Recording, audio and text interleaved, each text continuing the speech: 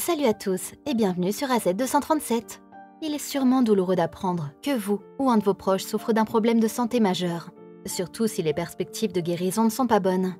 Parmi les nombreuses réactions possibles à ce type de nouvelles, dont l'incrédulité, la tristesse et la peur, de nombreuses personnes recherchent souvent un soutien spirituel, notamment l'attente d'un miracle. Mais que faire si, hélas, ce miracle ne vient pas sous la forme attendue? Voici peut-être la réponse à la question dans cette histoire. Regardons-la. Mais avant de commencer, j'aimerais vous rappeler qu'après avoir regardé cette vidéo, vous pouvez faire un tour sur notre chaîne pour découvrir de nombreuses histoires à la fois incroyables, intéressantes et émouvantes. Et n'oubliez pas de vous abonner à la chaîne et d'activer la cloche de notification si vous êtes nouveau parmi nous. L'incroyable expérience de Monsieur Lewis a commencé en novembre 2013, alors qu'il souffrait de ce qu'il croyait être un rhume ou une grippe depuis environ 2 semaines. Un jour, dans la salle de bain, il a remarqué qu'il y avait du sang dans son urine. Puis, le jour suivant, il ne pouvait plus bouger et sa peau a commencé à devenir violette. Il a été transporté d'urgence au Winchester General Hospital, où les médecins ont découvert qu'une infection avait fait des ravages dans ses organes. Monsieur Lewis souffrait d'un streptocoque A, un type d'infection qui évolue vers le syndrome du choc toxique, la septicémie et la fascite nécrosante. En raison de son état potentiellement mortel, cela s'est développé en quelques heures. Alex a été admis aux soins intensifs, où les choses n'ont fait qu'empirer à mesure que la gangrène se propageait dans tout son corps. Il est resté en soins intensifs pendant 6 ou 7 semaines. Pendant cette période, il a subi une opération chirurgicale tous les 2 jours. En fait, l'infection tentait d'atteindre son cœur, en passant par son propre corps. Tout partait du bout des doigts, des orteils et du nez. Lorsqu'ils ont découvert ce qui se passait, il était trop tard, car ses jambes étaient devenues noires 3 ou 4 jours après son hospitalisation.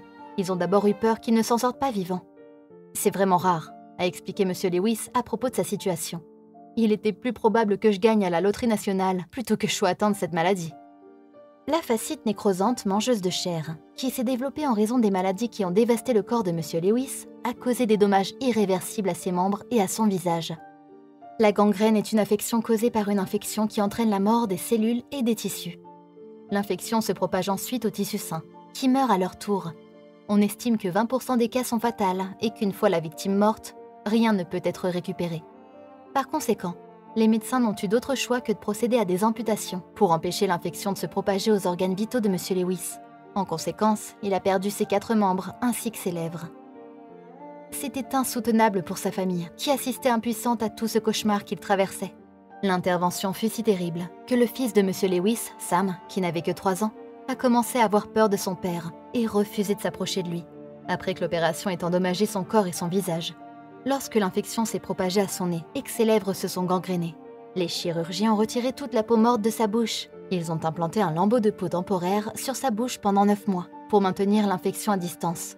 Il avait besoin de l'aide de l'infirmière pour manger son sandwich le soir et il lui fallait près d'1 heure pour le faire. Une fois que l'infection a été écartée, les médecins ont commencé à reconstruire sa bouche. De la peau d'épaule a été utilisée pour produire l'apparence des lèvres. Madame Crick, chirurgienne esthétique basée à Salisbury et spécialisée dans l'amélioration des lèvres, a utilisé de la chair provenant de l'épaule de M. Lewis pour construire ses nouvelles lèvres lors d'une opération brutale. Toutes les autres parties de sa peau avaient été utilisées pour des greffes ou avaient subi des cicatrices. Il ne s'agissait que d'un morceau de peau, alors il fallait agir au millimètre près. Après l'opération initiale, il a dû en subir tous les 3 ou 4 mois. Au départ, les nouvelles lèvres de M. Lewis étaient formées d'une peau naturellement plus grasse que le reste de son visage. Elles étaient d'une couleur différente de celle de son visage, ce qui les faisait beaucoup ressortir. Cependant, des opérations régulières, 6 au total, visant à amincir la peau transplantée, ont réduit la taille des cicatrices et leur ont permis de se fondre plus harmonieusement dans ses joues et son menton. Madame Crick, qui a pratiqué les 18 opérations de M. Lewis, a déclaré qu'elle ne connaissait qu'un seul cas à peu près similaire, où les lèvres avaient été reconstruites à partir de peau de cuisse. Elle s'est réjouie du succès de l'opération. Elle a noté que le muscle d'Alex, ainsi que son alimentation et ses fonctions nerveuses, avaient été préservés. Alex peut donc fermer les lèvres et ouvrir la bouche, ce qui lui permet de parler, de manger, de boire et d'avoir une bonne hygiène buccale. Bien que la reconstruction ait été accomplie et aussi bonne qu'il est techniquement possible, il est impossible de recréer ce qui a été oblitéré. L'opération s'est déroulée sur une journée entière, car il est rare de présenter des anomalies cutanées complètes des lèvres supérieures et inférieures, nécessitant une reconstruction en une seule séance. En utilisant les lèvres supérieures et inférieures d'Alex comme modèle, Madame Crick a retiré la cicatrice et la greffe de peau. Elle a corrigé les défauts musculaires lorsque cela était possible et a recréé le défaut cutané avec un lambeau de peau libre. Le lambeau de peau, qui a été utilisé pour recréer les traits du visage d'Alex, a été prélevé dans le haut de son dos. L'exposition constante du lambeau à la lumière du soleil, combinée à un tatouage remarquable, a permis d'améliorer la correspondance. Après la restauration de ses lèvres, le tatouage de ses lèvres a commencé. Il a permis à obtenir des lèvres et des taches de rousseur d'un réalisme remarquable. En plus de travailler avec Katy Piper, un ancien mannequin qui a eu des cicatrices permanentes après avoir reçu de l'acide au visage, tatoueur médical, a également aidé d'autres victimes d'attaques à l'acide, pour que la zone autour de la bouche de M. Lewis ressemble davantage à son visage dans son ensemble. Madame Bates a travaillé gratuitement pour lui tatouer des lèvres rouges réalistes, des taches de rousseur et des marques de barbe sur la peau de sa lèvre supérieure et de la région de la lèvre inférieure. M. Lewis s'est montré sceptique à l'idée de confier son visage à une tatoueuse.